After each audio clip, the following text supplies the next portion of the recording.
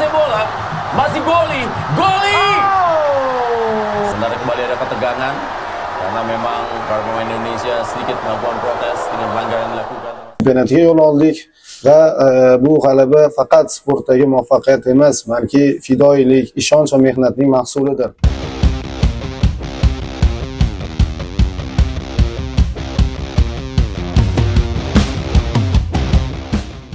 Begini pernyataan pelatih Uzbekistan U17, yaitu Sergei Chigidaev, calon lawan Timnas Indonesia di Turnamen Kemerdekaan.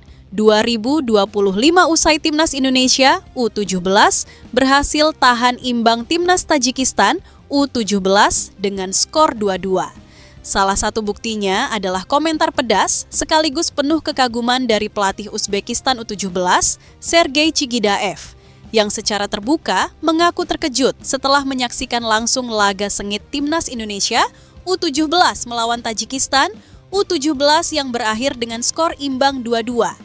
Pelatih Uzbekistan U17 yang saat itu berada di tribun VIP di Stadion Utama Sumatera Utara, Deli Serdang, tampak sesekali mencatat sesuatu di buku kecilnya sambil beberapa kali mengangguk ketika menyaksikan skema permainan Garuda Muda.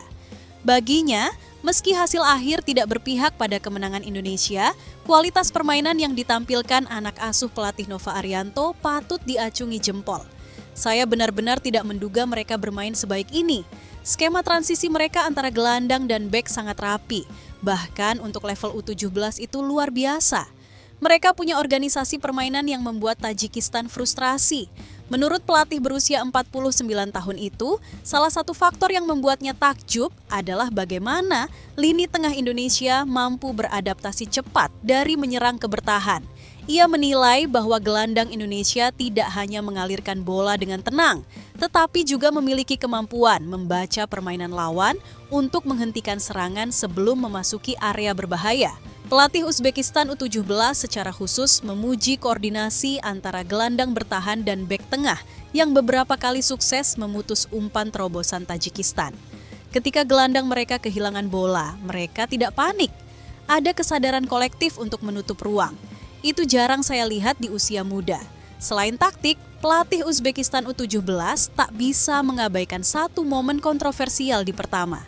Ia menyebut bahwa Indonesia seharusnya mendapat penalti setelah Zahabi Goli dijatuhkan di kotak terlarang oleh bek Tajikistan pada menit ke-27. Itu jelas, pelanggaran. Saya melihatnya dari dekat. Pemain Indonesia tidak hanya ditekel, tapi juga bajunya ditarik.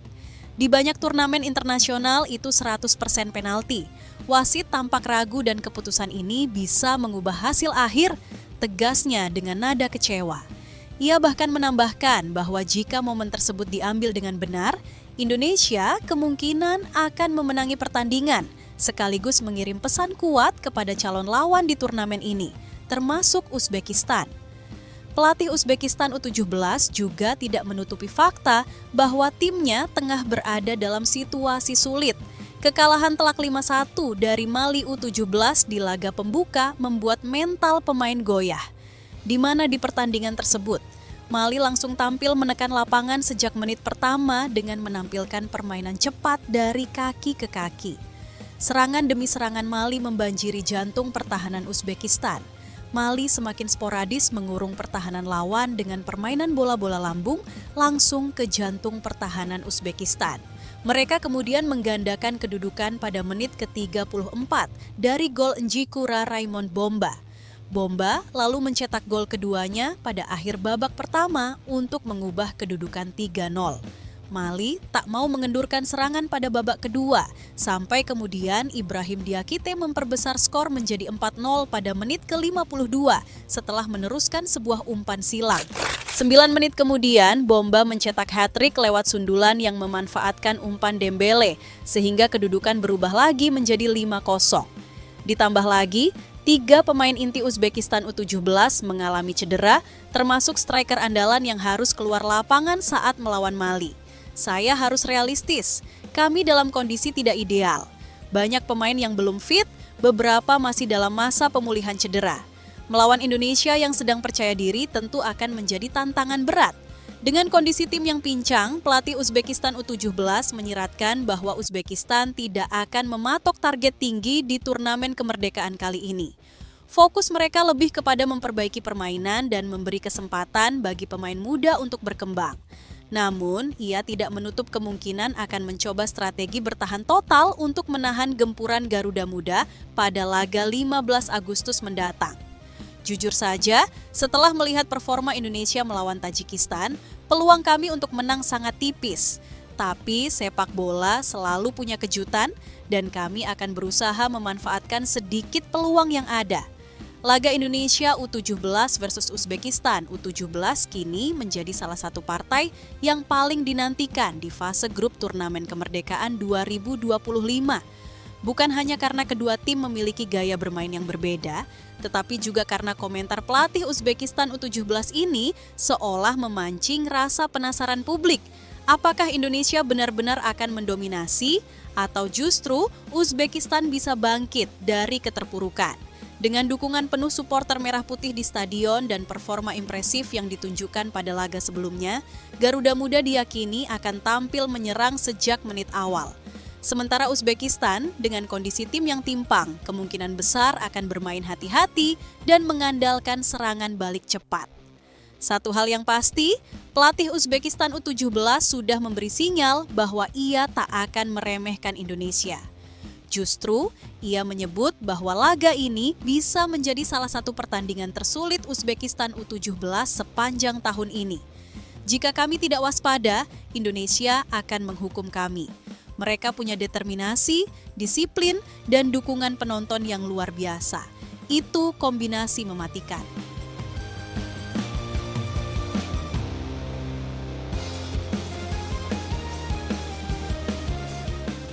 Berita kedua, begini pernyataan media Malaysia yaitu Astro Arena yang mengaku terkejut dengan permainan Timnas Indonesia U17 di laga Timnas Indonesia U17 vs Tajikistan U17 di Piala Kemerdekaan tahun 2025.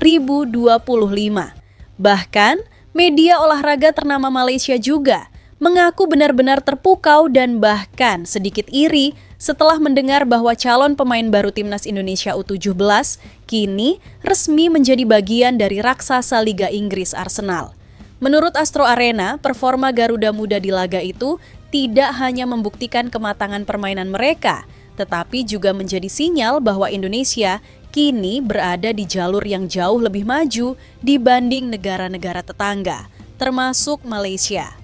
Astro Arena tak segan-segan memuji gaya bermain Timnas Indonesia U17 yang menurut mereka sama sekali tidak mencerminkan tim dengan pemain berusia belasan tahun. Dalam pandangan mereka, Garuda Muda tampil seperti tim yang sudah kenyang pengalaman, tempo permainan cepat, koordinasi rapi, pressing ketat, dan penguasaan bola yang begitu matang. Kalau tidak diberitahu ini adalah tim U17, kami mungkin mengira mereka Timnas Indonesia U20 yang sedang menjalani laga persahabatan internasional. Media asal negeri jiran itu bahkan secara terbuka membandingkan kemampuan pemain muda Indonesia dengan skuad Malaysia U17. Hasilnya, mereka mengakui bahwa levelnya saat ini terpaut cukup jauh. Dalam beberapa tahun terakhir, jarak kualitas tersebut semakin terlihat jelas di berbagai turnamen, baik di tingkat ASEAN maupun Asia. Astro Arena menyebut bahwa kemajuan Indonesia bukanlah sebuah kebetulan. Mereka menilai keseriusan Federasi Indonesia dalam membina pemain muda, keberanian untuk mengirim mereka ke luar negeri, serta kesuksesan mengombinasikan talenta lokal dengan pemain naturalisasi membuat Garuda Muda selalu tampil di level yang lebih tinggi. Malaysia harus jujur mengakui bahwa pembinaan di Indonesia kini menjadi patokan. Mereka punya jalur pembinaan jelas, infrastruktur memadai, dan visi jangka panjang yang sudah mulai membuahkan hasil. Astro Arena juga menyoroti bahwa prestasi Indonesia di berbagai kelompok umur dalam beberapa tahun terakhir lebih konsisten daripada Malaysia. Timnas Indonesia U16, U19, hingga U23 seringkali mampu melangkah jauh di turnamen resmi, sesuatu yang masih menjadi pekerjaan rumah besar bagi Malaysia. Dalam analisisnya, Astro Arena mengakui bahwa salah satu keunggulan Indonesia adalah kebijakan naturalisasi yang terarah. Bukan sekadar mencari pemain keturunan, tetapi memastikan mereka benar-benar layak memperkuat timnas dari segi kualitas dan pengalaman internasional. Dengan jaringan scouting yang semakin luas, Indonesia kini mampu menjaring talenta di berbagai negara. Dari Eropa hingga Amerika, tak sedikit pemain keturunan yang mulai dilirik untuk menjadi bagian dari proyek jangka panjang Garuda. Puncak perhatian Astro Arena tertuju pada Demian Agustien, gelandang serang berbakat berusia 17 tahun yang baru saja resmi bergabung dengan Arsenal U17. Didatangkan dari Derby County, Demian adalah sosok yang memiliki darah Indonesia dari nenek pihak ibunya. Fakta ini membuka peluang besar baginya untuk membela timnas Indonesia jika ia memutuskan mengambil jalur naturalisasi. Meski usianya muda, Demian sudah memiliki portofolio impresif. Ia pernah memperkuat timnas Curaçao U17 dan timnas Belanda U18, dua pengalaman yang membentuknya menjadi pemain dengan gaya bermain modern, kreatif, cepat, dan visioner. Astro Arena melihat bahwa jika Indonesia berhasil menarik Demian ke skuad Garuda, kekuatan lini tengah mereka akan semakin menakutkan. Mereka bahkan menyebut, jika pemain seperti ini masuk ke timnas U17, bukan hanya Asia Tenggara yang akan gentar, tetapi Asia secara keseluruhan akan mulai memperhitungkan Indonesia. Media Malaysia juga tak berhenti memuji pemain muda timnas Indonesia. Tetapi, media Malaysia juga memberikan pujian kepada pemain timnas wanita Indonesia, yaitu Claudia Scheuneman, yang secara resmi diumumkan bergabung dengan klub Belanda, FC Utrecht Vrouwen atau tim wanita FC Utrecht. Dengan kontrak selama 3 tahun hingga musim 2028, FC Utrecht telah mengamankan kedatangan Claudia Scheuneman. Penyerang berbakat asal Indonesia ini telah menandatangani kontrak yang akan membuatnya tetap di klub hingga musim panas 2028. Manajer teknis sepak bola wanita FC Utrecht, Marlo Peters menyambut antusias kehadiran Claudia ke dalam timnya. Kami sangat senang dengan kedatangan Claudia. Keahlian teknis dan wawasannya tentang sepak bola menjadikannya aset berharga bagi FC Utrecht. Sebagai playmaker tim nasional Indonesia, ia menunjukkan potensinya yang luar biasa selama masa latihan bersama kami.